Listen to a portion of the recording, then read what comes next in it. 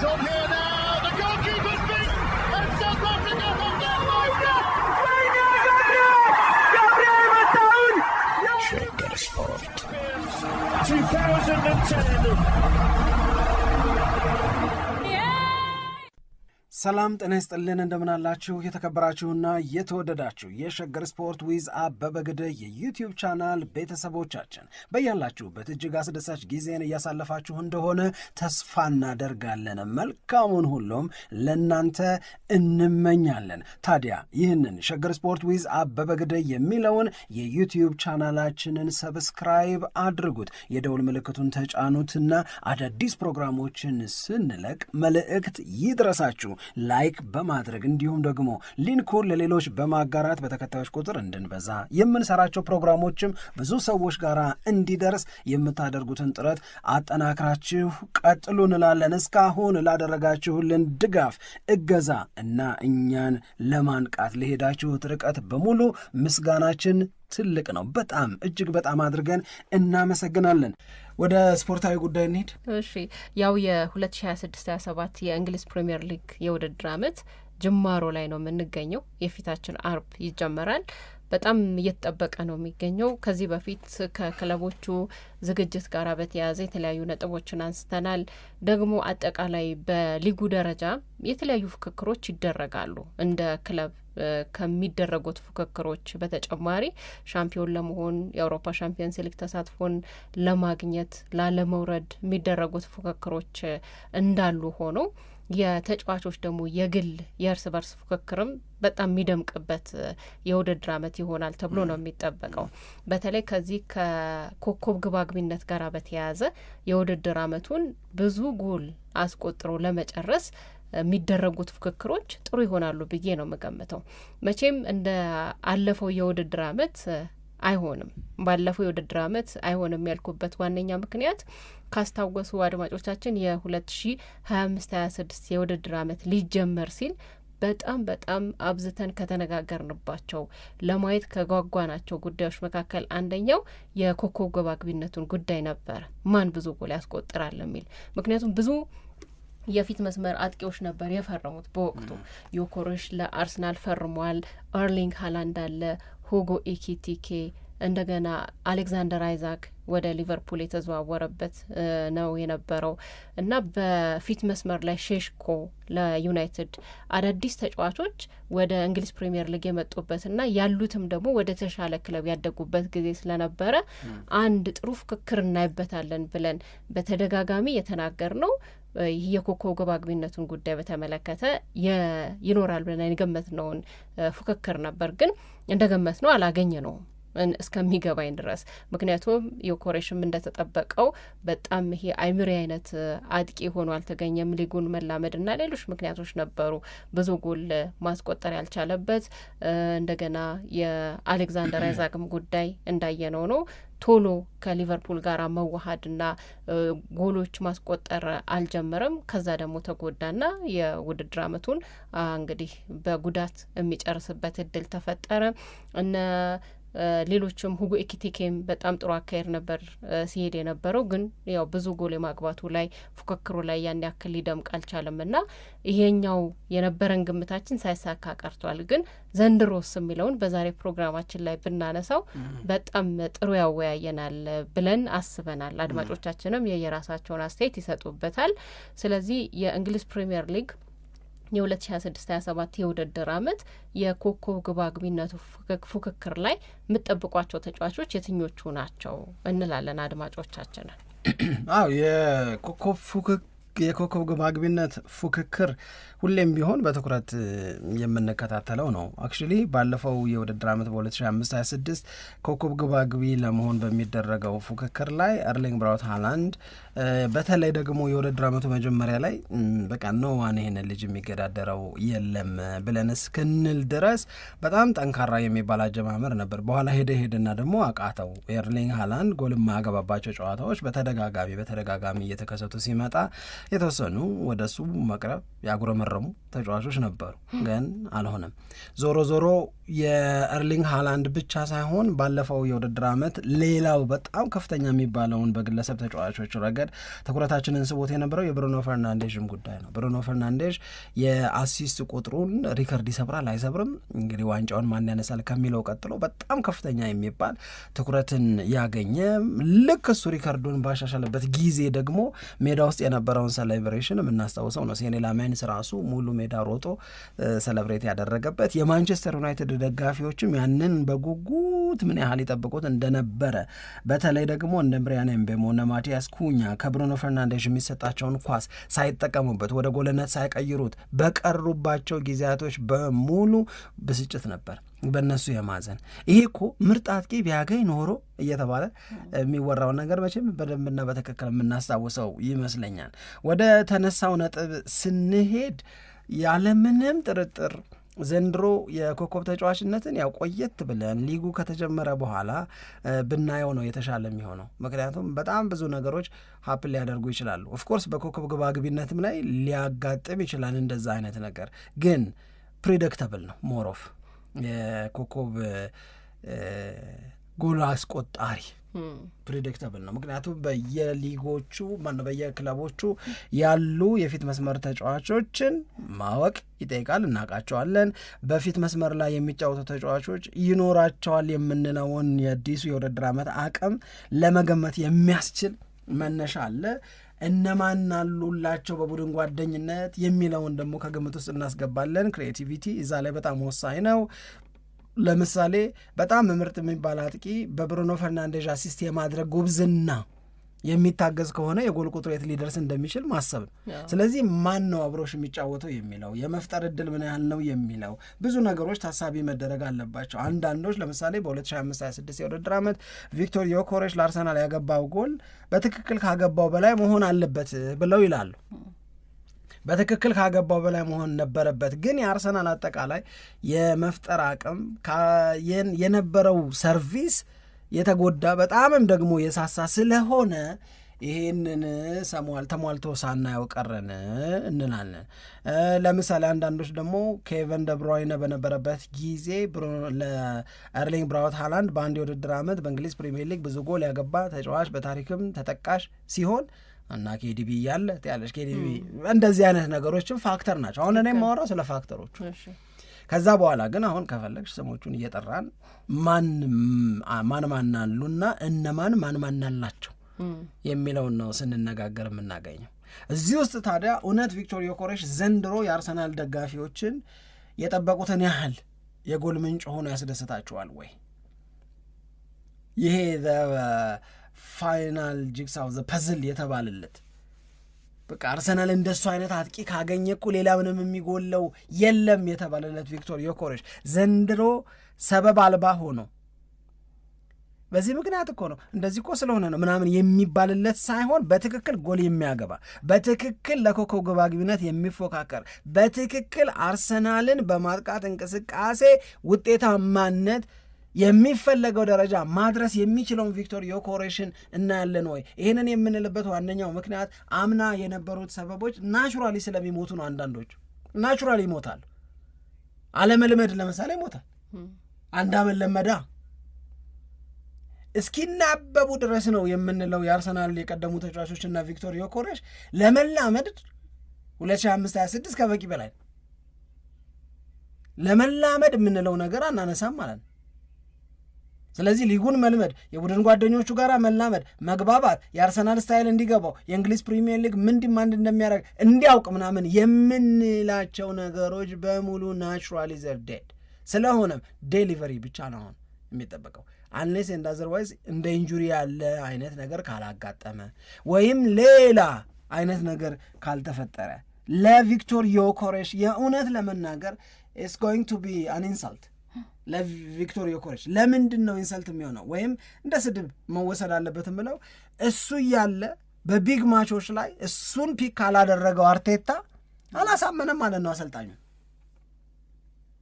አሁን ያለፈው የውድድር ዓመት ወሳኝ የሚባሉ የአርሰናል ጨዋታዎችን ወደኋላ ሄደን እናስታውስ። እነዛ ወሳኝ የሚባሉ የአርሰናል ጨዋታዎች ላይ ቪክቶር ዮኬሬሽ የመጀመሪያ ተመራጭ ነበረ ወይ? ለማን? ለአርቴታ ነበረ። ቻምፒዮንስ ሊግ ፋይናል፣ በፕሪሚየር ሊጉ ዋንጫ ለማንሳት በነበረው ግብ አርሰናል ዛሬ ነጥብ ይጥል ይሆን? ያሸንፍ ይሆን? ይሄንን ጨዋታ የግድ ማሸነፍ አለበት። ለአርሰናል ኢትስ መስት ዊን ጌም፣ ሲቲ እኮ እየደረሰ ነው በሚባል ጨዋታ ላይ ለምርጫ ፈቃደኛ አይደለም ቪክቶር ዮኬሬሽን ወደ ሜዳ ይዞ ለመግባት። እኛ ደግሞ እንደ ሸገር ስፖርት ስናነሳ እንደነበረው ታስታውሺ ከሆነ አላቅም፣ ቪክቶር ዮኬሬሽ ካይ ሃቨርትዝ እስኪድን ድረስ ነው፣ ጋብርኤል ሱስ እስኪድን ድረስ ነው እንጂ አርቴታን እያስደሰተው ነው ብዬ ማለት አልችልም ብለን ስናወራት እዚህ ለኝ። ስለዚህ አሁን ቪክቶር ዮኬሬሽ ዋን ኦፍ የቶፕ ጎል ስኮረር ወይም ቶፕ ስኮረርስ ኮንቴንደር ነው፣ ተፎካካሪ ነው፣ ምንም ጥያቄ የለውም። ቤስት ቲም ውስጥ ነው ያለው፣ ምንም ጥያቄ የለውም።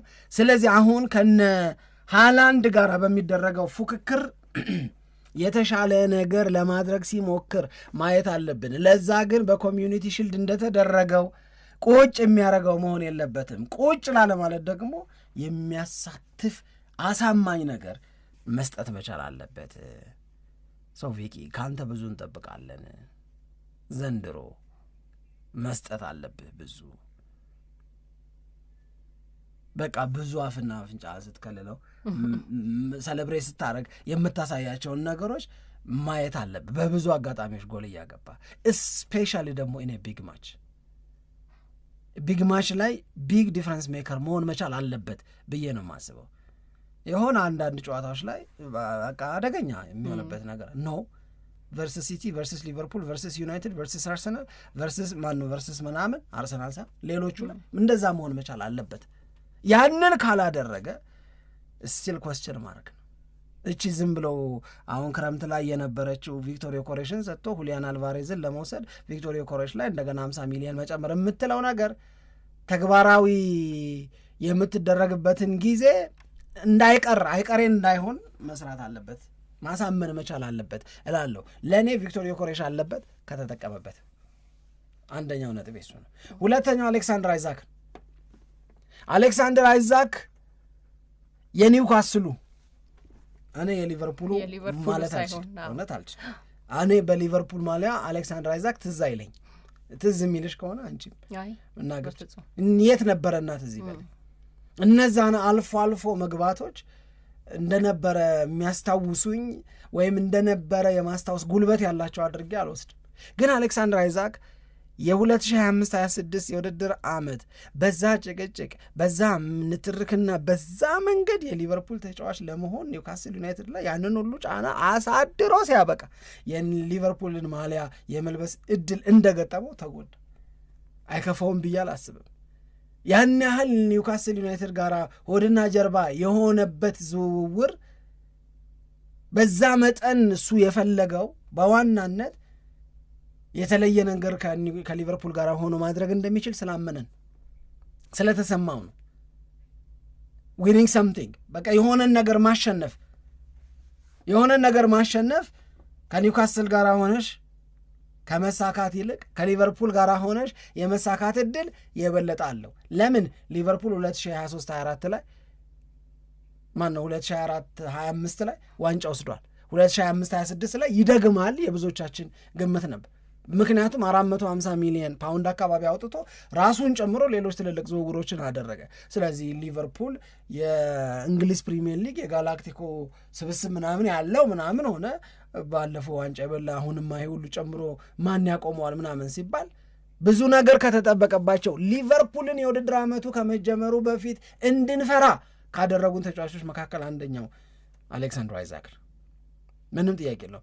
አይዛክም ገባ አልነበረም ገና። ምክንያቱም ምን ስለምናስታውስ የኒውካስሉን ጎበዙን ምርጡን አሌክሳንደር አይዛክን ስለምናስታውስ ማለት ነው። ሰው አልተሳካም። ያልተሳካው ምናልባት ከሱ ቁጥጥር ውጭ በሆነ ነገር ሊሆን ይችላል። ይሄ ግን ሊቆጨዋል ብዬ ነው የማስበው ነው ሰው ስለሆነ ይህንን የባከነ አጋጣሚ አድርጎ ይወስደዋል። እኔ እንደምገምተው የባከነ አጋጣሚ አድርጎ የሚወስደው ከሆነ ደግሞ አጋጣሚውን የሚሰራ ሆኖ መምጣት አለበት። እኔ ሰው መሆን ያለበት ተጫዋች መሆን ያለበት እንደ ብራዚላዊው ሮናልዶ ሉዊስ ናዛሪዮ ዴ ሊማ ነው። ሮናልዶ ሉዊስ ናዛሪዮ ዴ ሊማ በ1998ቱ የዓለም ዋንጫ ፈረንሳይ ስታዘጋጀው ብራዚላውያን 100% ከተማመኑባቸው እርግጠኛ ከሆኑባቸው ተጫዋቾች አለልን ካሏቸው ተጫዋቾች መካከል አንደኛው እሱ ነው። እሱ ደግሞ በ1994 ከነ ሮማሪዮ ጋር የቡድን አባል ሆኖ እነ ሮማሪዮ እነ ቤቤቶ ታሪክ ሲሰሩ እና ብራዚላውያን የደስታ እንባ ሲያነቡ ጣሊያንን አሸንፈው ዋንጫውን ከፍ አድርገው ሲያነሱ አይቷል። አንተ ነህ ተረኛ ተብሏል። እነ ሮማሪዮ 98 ላይ ሮናልዶ ነው እስከ ፋይናሉ ድረስ የሚችለውን አድርጓል። እስከ ፋይናሉ ድረስ የሚጠበቅበትን ነገር በሚደንቅ ሁኔታ አድርጓል። ፈረንሳይ ፈርተዋለች።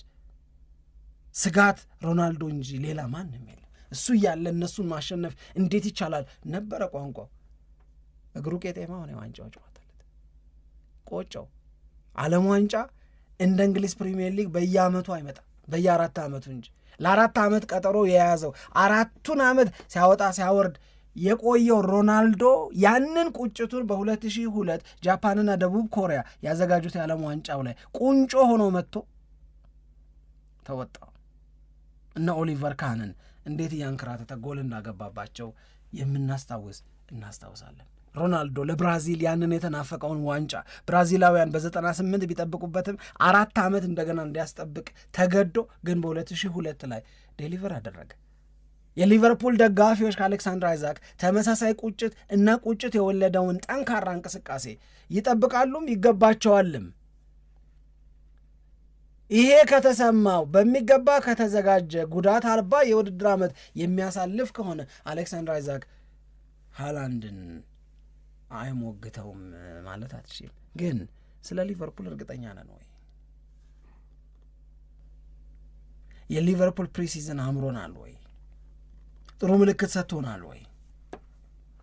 አንዶኒ ራዮላ የበርንመዝ ጉብዝናቸውን በሊቨርፑል ቤት ከነዚህ የሊቨርፑል ተጫዋቾች ጋር ሆነው ይኖሩታል ወይ? አርነ ስሎት የተደገፉትን ያህል በዝውውር እየተደገፉ ነው ወይ? ይሄ አጠቃላይ መጉደል አሌክሳንድር አይዛክን እንዲጎድል ካላደረገው በስተቀረ አሌክሳንድር አይዛክ እዛ ውስጥ ሊገባ የሚገባው ስም ነው። ሼሽኮስ አለበት ይሆን? እስካሁን ያው የኤርሊንግ ሃላንድ ኦቪየስ ነው በሚል ነው። ከዛ እንደውም ጥያቄው መሆን ያለበት እሱን ማን ይፎካከሩታል? ኤርሊንግ ሃላንድን ማን ይፎካከረዋል የሚለው ነው። ስለዚህ ቪክቶር ኮሬሽ እንደገና ደግሞ አሌክዛንደር አይዛክ ተፎካካሪዎቹ ናቸው ብለናል። ሁጎ ኢኪቲኬ ሼሽኮ ላይ ምንም የለሽ? ሼሽኮ ላይ አለኛው አይዛክ ስላለ ሊቨርፑል ላይ ሌላ አንደኛው ተጫዋች ብዬ ያሰብኩት ሁጎ ኢኪቲኬ በዚህ ፉክክር ውስጥ አይኖርም ብለህ ነው የምታስበው? እኔ ይኖራል ብዬ ስላሰብኩ ነው። እኔም 2025-26 ላይ በጣም ብዙ ነገር ስለሱ በማውራት ከሚነሱ ሰዎች አንዱ ነኝ። መጽሐፉ ላይ ቢያካትተኝ ደስ ይለኛል። ከምር ነው እውነት ቤስት ሳይኒንግ ነበር ለሊቨርፑል። እንደውም 2025-26 ላይ ሊቨርፑል ከገዛቸው ተጫዋቾች በጣም ከፍተኛውን ፖይንት መውሰድ ያለበት እሱ ነው። በእልህ የገዛው ቢሆንም ያኔ የነበረውን ነገር ስለምናስታውስ ለማብሸቅ ኒውካስል ዩናይትድ እየጠየቀ ያለ እሱን የማትሸጠው ከሆነ የምትፈልጋቸውን በሙሉ ለቃቀም ይወስድብሃለሁ በሚል ምክንያት ነው ሁጎ ኤኪቲኬ የተገዛው እና ሁጎ ኤኪቲኬ ኦፍ ኮርስ እዛ ውስጥ አለ። በጣም እኔም የጤንነቱ ሁኔታውን ተጎድቶ ለረጅም ጊዜ ከውድድር ውጭ ስለሆነ በደንብ በቃ ፊት ሆኖ ወደ ሜዳ የሚመለስ ከሆነ ትልቁ ተፎካካሪ ተጫዋች ይሆናል ብዬ ነው ማስበው። ሼሽኮ እኔ በደንብ ፉክክር ውስጥ ያለበት ተጫዋች ነው ብዬ ነው ማስበው የኮከብ ግብ አግቢነቱ ላይ። ምክንያቱም ባለፈው የውድድር ዓመት መጨረሻዎቹ አካባቢ ላይ ሲያሳይ የነበረው ፐርፎርመንስ የእንግሊዝ ፕሪሚየር ሊግን መላመዱን በደንብ ያሳየበት፣ ከሌሎች የማንቸስተር ዩናይትድ ተጫዋቾች ጋር ደግሞ ጥምረቱንም በደንብ የገለጠበት ጨዋታ ነው የነበረው። እንደገና ይሄ በቃ ይሄ ትክክለኛ አጥቂ የሚባለው አይነት ተጫዋች መሆኑን ያ ካራክተር እንዳለው ያየንባቸው ጨዋታዎችም ደግሞ አሉ። በቃ በትክክለኛው ጊዜና ቦታ ላይ በመገኘት ኳሱን በመጠቀም ወደ ጎልነት የቀየረባቸው አጋጣሚዎችንም በደንብ እናስታውሳለን እና ይሄ ነገር የበለጠ ተሻሽሎ ይመጣል በዚህኛው የውድድር ዓመት ብዬ ነው ማስበው። በዛ ላይ ደግሞ የማንቸስተር ዩናይትድ የፊት መስመር ተጫዋቾች አንድም ያው ራሳቸው ጎል ከማስቆጠር በተጨማሪ ሼሽኮ ጎል እንዲያስቆጥርም በጣም በጣም ጥሩ አገልግሎት ይሰጣሉ ብዬ ነው ማስበው። ስለዚህ ሼሽኮ በ2026/27 የውድድር አመት የከፍተኛ ጎል አግቢነቱን ፉክክር ከሚቀላቀሉ ተጫዋቾች መካከል በደንብ እንደውም 5 ውስጥ ከ1 እስከ 5 ውስጥ ራሱ መኖር አለበት ይኖራል ብዬ ነው የምገምተው። እኔ የሼሽኮ ነገር ሁለት የተደበላለቁ ስሜቶች ናው ያለኝ ስለ ሼሽኮ። የመጀመሪያው መተማመንና መመካቱን ምን አመጣው ብትይኝ የቤንጃሚን ሼሽኮ ሌሰን ወስዷል ብዬ ማመኔ ነው እንድተማመንበትና እንድመካበት የሚያደርገኝ። ምንድነው የወሰደው ትምህርት? 2025/26 ላይ በእንግሊዝ ፕሪሚየር ሊግ ገናነቱ በደንብ ይታይ ነበረ እና በዛ ገና የመሆን ሂደት ውስጥ ደግሞ የገቡት ይሄን ነገር ማስተካከል አለብኝ፣ ይሄን ነገር ማሟላት አለብኝ ብሎ ያላቸው ነገሮች ላይ ሰርቷል። ለዛ ነው የሚዲያም ትኩረት የሆነው። በጃፖኒ ነገር ሆኖ የታየው የክርኑ ጡንቻ መፈርጠም፣ አጠቃላይ አካላዊ ብቃቱን አካላዊ ጥንካሬውን አስተካክሎ መምጣቱ ከወሰደው ትምህርት በመነሳት ምን ያህል ራሱን እንዳዘጋጀ የሚያሳይ ነው። የተዘጋጀ ሰው ልትተማመንበት ግድ ነው። የተዘጋጀ ሰው ልትመካበት ግድ ነው። አሁን እኛ የምናየው አካላዊ ነገርን ስለሆነ አካላዊ ዝግጅቱን አጠናክሮ ቀጥሏል። ልጅ አካላዊ ዝግጅቱ ላይ በደንብ ሰርቶበታል። እንትና ግሪት ሲያረጋቸው ነበር ሪዮ ፈርዲናንድ የዩናይትድ ተጫዋቾችን የተቀበለ ሃይ ሃው ዩ ዶዊንግ እያለ ሰላም እያላቸው ልልክ ሼሽኮን ሲያገኘው የሚታይ ገብቶሻል አይደል? ራሱ ላይ በደንብ እንደሰራ የሚያስታውቅ ስለሆነ ኤቭሪባዲ ኢምፕረስድ መሆን ብቻ ሳይሆን የሚዲያዎቻቸው የጋዜጦቻቸው የፊት ገጽ ላይም ጭምር ይዘውት ወጥተው በ2025/26 ባየነው ቀጠን በሚለው ቤንጃሚን ሼሽኮና አሁን ራሱን አፈርጥሞ አካላዊ ጥንካሬውን መልሶ የመጣውን ሼሽኮን በንጽጽር አስቀምጠው ልዩነቶቹን ምናምን ያነሳል። ይህ ዝም ብሎ ሲበሉ ከርሞ የመጣ መወፈር አይደለም፣ ስራ ያመጣው መገንባት፣ ቦዲ ቢልድ ማድረግ፣ ፊዚካሊ ስትሮንግ መሆን፣ ፊዚካሊ ዲማንድ የሚያደርግ ሊግ ነው ለምንለው ለእንግሊዝ ፕሪሚየር ሊግ ሼሽኮ ራሱን በደንብ አዘጋጅተዋል። ይሄ አይተነዋል። ሌሎች የጎደሉት ነገሮች ግን እኛ ያላየናቸው ግን የሰራባቸው ነገሮች እንዳሉ ደግሞ ሲነገር ሰማን። ማናያቸው ማለት ልምምዶቻቸው በሙሉ ቴሌቫይዝድ አይሆንም አይደል? በቴሌቪዥን ምናምን አይታዩም። መረጃ ነው የሚወጣባቸው። ራሱን ቶሎ ነው ዝግጁ ለማድረግ የጎደሉትን ነገሮች ለመሙላት በደንብ የለፋ ፉሊ ሬዲ የሆነ ያለ ተጫዋች ነው። ለማስገረም እቺ ናት እንድተማመንበት የሚያደርገኝ፣ እቺ ናት እንድመካበት የሚያደርገኝ።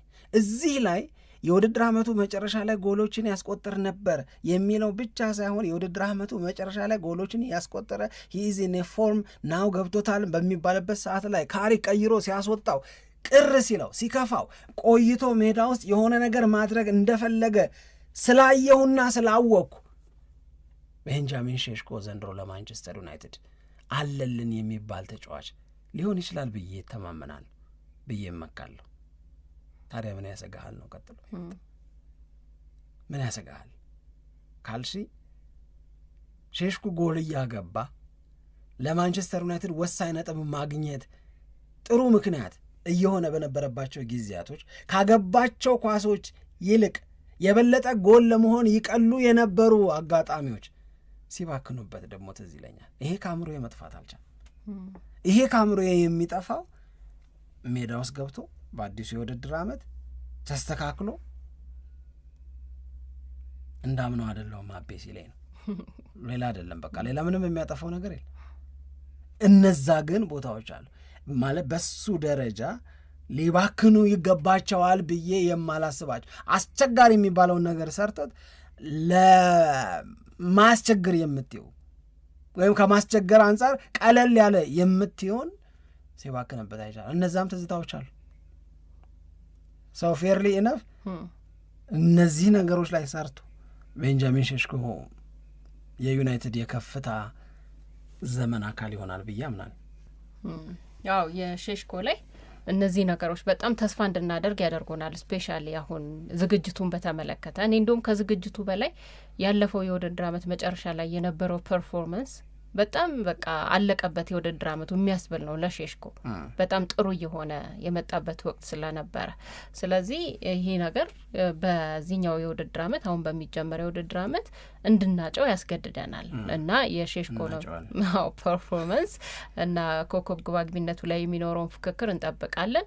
ሌሎች የዞሊስ እና የጉሚያሬሽ ዝውውር የኮሬሽ ምን ያህል ያግዙታል? በጣም ባጭሩ እኔ በደንብ ያግዘዋል ብዬ ነው ማስበው። በጣም መጥቀስ ስላለብን ነው ለጥያቄ ያመጣው።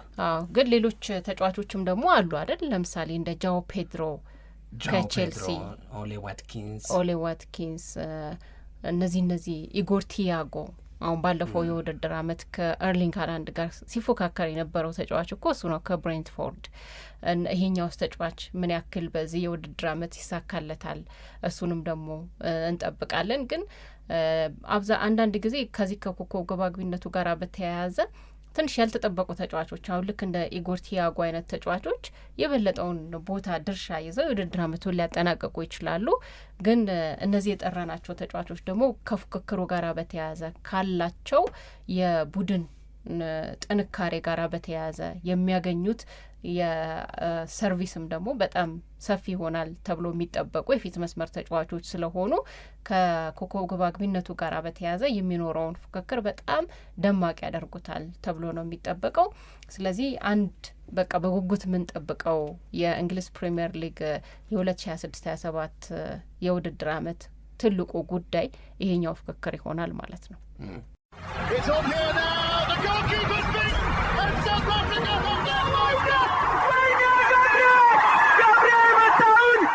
Shagger Sport 2010